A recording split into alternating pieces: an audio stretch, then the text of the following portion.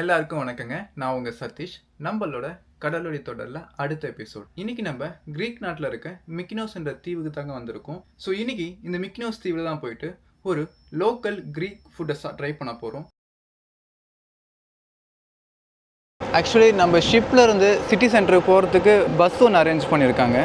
So வாங்க first ஏறிடலாம். இது காலைல 7 மணிக்கே வந்துடுச்சு ஷிப்பு. ஸோ எல்லோரும் போயிட்டு இப்போ திரும்ப வர நேரம், அதனால் யாரும் இப்போ வந்து போகிறது கம்மியாக தான் இருக்காங்க, வரவங்க தான் அதிகமாக இருக்காங்க. ஸோ இந்த ஷட்டில் பஸ் பார்த்தீங்கன்னா எவ்ரி ஒரு 15 to 20 மினிட்ஸுக்கு ரொட்டேஷன்லேயே இருக்கும். இந்த 2-3 பஸ் இருக்கும், ரொட்டேஷன்லேயே இருக்கும். ஸோ இங்கே பார்த்தீங்கன்னா ஒரு டிஃப்ரெண்ட்டான ஷவர்மா இருக்கும். ஸோ அதை தான் ட்ரை பண்ணணும்னு ஐடியா இருக்குது. பட் எனக்கு 2 hours தான் கேப் இருக்குது. பஸ்ஸுக்குள்ளே நல்ல ஒரு சாங் ஓடிட்டுருக்கு, பாட்டு நல்லா இருக்குது. பட் நமக்கு புரியல. ஊர் ஃபுல்லாகவே வெள்ளை கலர் பெயிண்ட்டு தான். அது கவர்மெண்ட் சட்டமானு தெரியல. எல்லாருமே வெள்ளை கலர் பெயிண்ட் மட்டும் அடிச்சிருக்காங்க. ஆமாம், சிட்டிலாம் பார்த்தா தூரமாக இருக்குமே தெரியுது. இவர் எங்கே வந்து இறக்கி விட்றாரு? நீங்கள் பார்த்தீங்கன்னா தெரியும், எல்லோரும் திரும்ப வந்துட்டு இருக்காங்க. ஏன்னா அவங்களாம் காலங்காலத்தில் 7 மணிக்கு போயிருப்பாங்க. இப்போ மணி 2, 5 மணிக்கெலாம் ஷிப்பு கிளம்பிடும். நமக்கு ஒரு 2 மணி நேரம் தான் இருக்குது. வெறும் ஒயிட் கலர் அடிச்சிருந்தாலுமே எவ்வளோ அழகாக பண்ணியிருக்காங்க. எங்கேயோ ரெஸ்டாரண்ட் இருக்குது, எல்லாம் கொஞ்சம் காஸ்ட்லியாக இருக்கும்.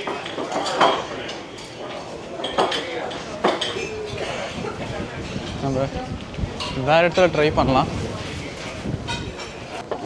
நம்ம கொஞ்சம் இன்னும் ஊருக்குள்ளே நடக்கலாம். ஊருக்குள்ளேயும் நல்லாயிருக்கும்.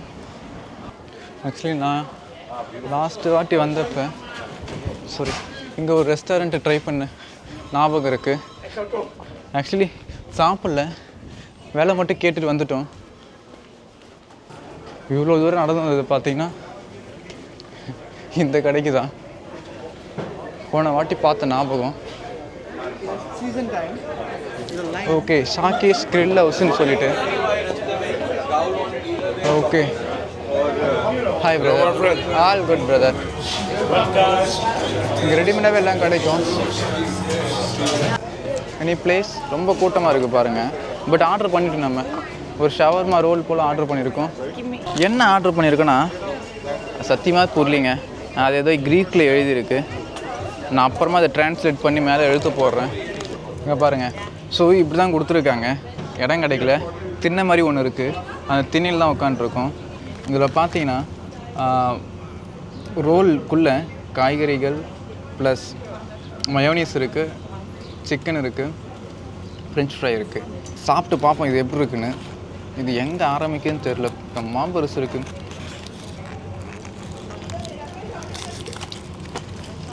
நம்ம ஊர் சப்பாத்தி மாதிரி இருக்குது.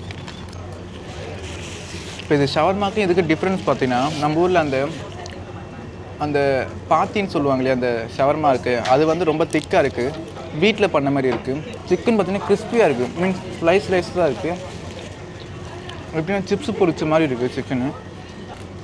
பட் இந்த பாத்தி மொத்தமாக இருக்கனால கடிக்க தான் கொஞ்சம் கஷ்டமாக இருக்குது. ப்ளஸ் அதில் ஃப்ரெஞ்ச் ஃப்ரையும் சேர்த்து இதிலே கொடுத்துருக்காங்க. அது தனியாக எடுத்து சாப்பிட முடியுது, அதில் ஒட்டு மட்டும் எடுத்து சாப்பிட முடியுது. இது எப்படி இருக்குன்னு சொல்ல போனால், இப்போ நம்ம வீட்டில் சப்பாத்தி பண்ணிவிட்டு கொஞ்சம் மொத்தமான சப்பாத்தி பண்ணிவிட்டு அதில் முட்டைக்கோஸு, கேரட்டு, அதுக்கப்புறம் தக்காளி, அப்புறம் சிக்கனு, ஃப்ரெஞ்ச் ஃப்ரை இதெல்லாம் போட்டு சுருட்டி கொடுத்தா எப்படி இருக்குமோ அந்த மாதிரி தான் இருக்குது. நம்மளை பார்த்துட்டு அவரும் வந்து இந்த திண்ணையில் உட்காந்து சாப்பிட்றாரு. ஆக்சுவலி பக்கத்தில் பார்த்திங்கன்னா சீட்டு ஃபுல்லு. ஒரு சேர் மாதிரி போட்டு, டேபிள் மாதிரி போட்டு ஒரு 3 சேர் போட்டிருக்காங்க. அதில் எல்லாருமே ஃபுல்லாக உட்காந்துருக்காங்க. ஷவர்மா சாப்பிடும்போது எனக்கு ஒரு இது அந்தளவுக்கு ஹெல்த்தி ஃபுட் இல்லை அப்படின்னு தோணிகிட்டே இருக்கும். ஆனால் இது சாப்பிடும்போது நம்ம ஊரில் சப்பாத்தி பண்ணுவோங்க, அந்த சப்பாத்தி கூட காய்கறியும் சிக்கனையும் அந்த சிப்ஸையும் வச்சு சாப்பிட்ற மாதிரி தான் இருக்குது. ஸோ அதனால் கொஞ்சம் ஹெல்த்தியாக இருக்கிற மாதிரி தோணுது. ஏன்னா அவங்க மயோனைஸ் ஊற்றல, தயிர் ஊற்றிருக்காங்க. நம்ம சாப்பிட்டாச்சு, நம்ம அப்படியே கிளம்பலாம். நம்ம மிக்கினோஸுக்கு திரும்பவும் வராங்க. ஸோ அப்போ நம்ம தனியாக ஒரு செப்பரேட்டாக அந்த மிக்கினோஸ் எப்படி இருக்குன்னு ஒரு விளாக் பண்ணலாம்.